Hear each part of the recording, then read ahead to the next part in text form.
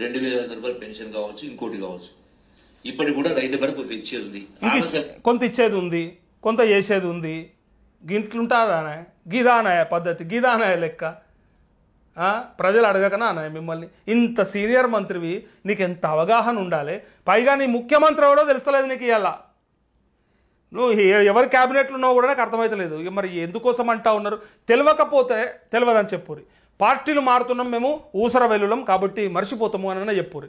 లేదా ఆయన్నే ముఖ్యమంత్రి గుర్తిస్తున్నామని అన్న చెప్పుండ్రి. ఎందుక ఇది రేవంత్ రెడ్డిని ఇంకా చంపుతారా? సచ్చిన పాముని ఎందుకు చంపుతారా? ముఖ్యమంత్రిగా గుర్తించడానికి కూడా మీకు ధైర్యం అయితే లేదంటే, నోట్లకు పేరు కూడా వస్తలేదంటే ఇంకెన్ని రోజులే, సంవత్సరంన్నర అయిపోయింది. నిజంగా ఈ రేవంత్ రెడ్డి కనుక ఈ వీడియో చూస్తే నా బతుకు జడా అనుకోవాలి.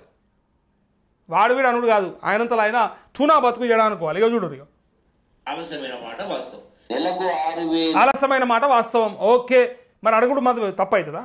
నువ్వు చేసింది వాస్తవం అని చెప్తున్నావు కదా, మేము అడుగుతున్నాం. మరి బరాబర్ అడుగుద్దాం మరి మిమ్మల్ని. ఇక్కడ చూడండి, 500 కోట్ల రూపాయలు ఈనాటి ప్రభుత్వం ముఖ్యమంత్రి కేటీఆర్ గారు, ముఖ్యమంత్రి రేవంత్ రెడ్డి గారు కథం గంగల కలిపేసిండు పొరిగా.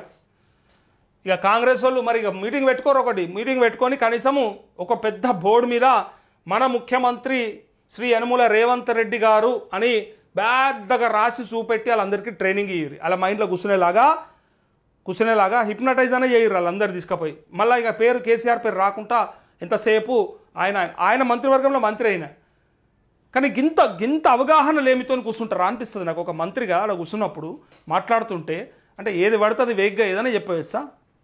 ఓ లెక్క పత్రం పద్ధతి పాడు ఏముండవు. ఇక ఏదైనా చెప్పవచ్చు. ఏమన్నది ఈనటోడే దత్తాడు, చెప్పడానికి క్షరం లేకుండా ఎన్నటోని కనీజెత్తుండాలి, మనకని ఉండాలి.